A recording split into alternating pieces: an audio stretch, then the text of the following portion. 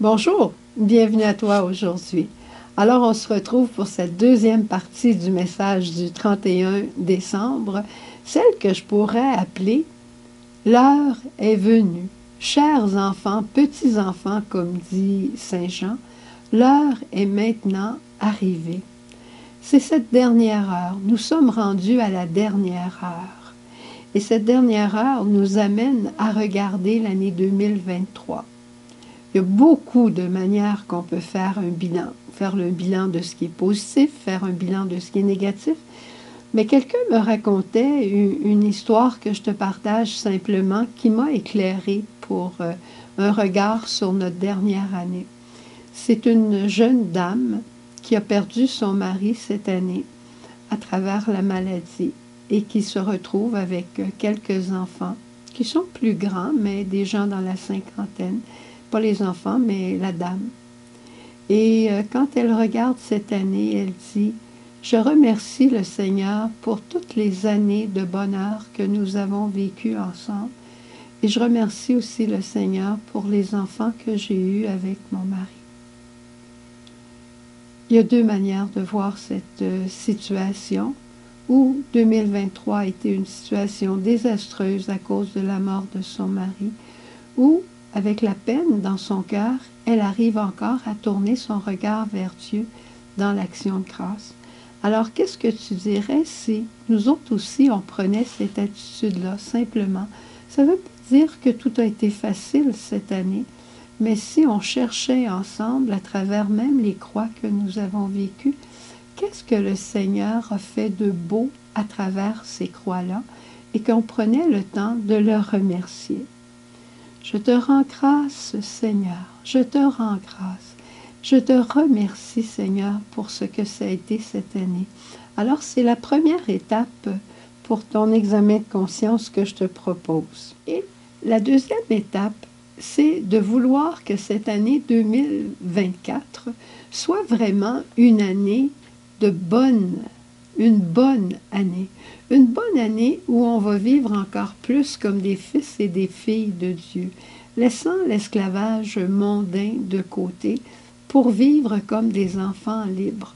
Un enfant libre, c'est celui qui a le cœur tourné vers Jésus et dès qu'il y a une chute, il a son cœur tourné vers la miséricorde de Dieu. Alors que l'esclave, c'est celui qui a son cœur tourné vers son esclavage en sachant qu'il ne peut pas s'en sortir.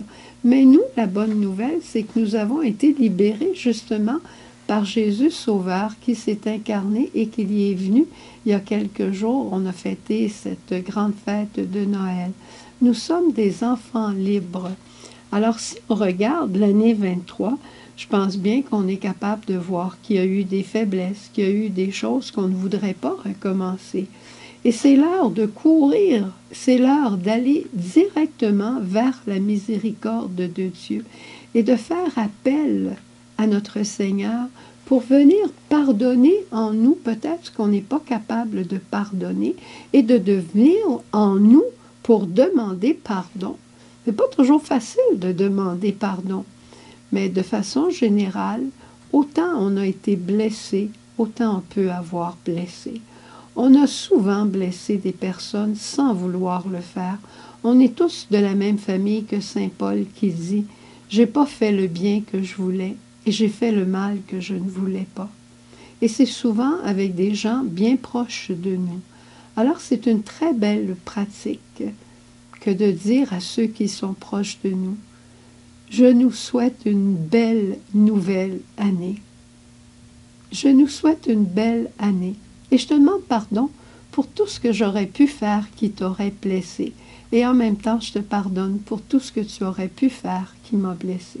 Et ceci avec un sourire. Essaie-le, tu vas voir.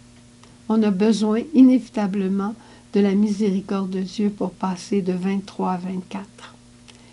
Et maintenant, on regarde l'année qui vient. On a peur, on est inquiet. Non. On est confiant. Regarde l'année qui vient et regarde Dieu Père Providence qui veille sur toi, qui s'occupe de toi et qui veut prendre soin de toi. Alors à toi de lui confier cette nouvelle année, de t'en remettre à lui totalement, de lui redire à quel point tu lui fais confiance et d'entrer avec une grande liberté dans cette nouvelle année, d'y entrer toi-même, d'y entrer avec les tiens. Et je pense que si on avait une résolution à prendre cette année, ce ne serait pas une résolution de perdre du poids ou d'aller au gym ou une résolution autre que cette année sera une année de confiance. Je vais faire confiance à ceux qui m'entourent. Je vais faire confiance d'abord et avant tout à Dieu, mon Père Providence. Et fort de cette confiance qu'il m'accordera, nous pourrons nous faire confiance encore plus les uns aux autres. Bâtir un monde de nouveau sur la pierre d'angle que la confiance filiale. Alors voilà ce que je te propose pour cet examen de cette année.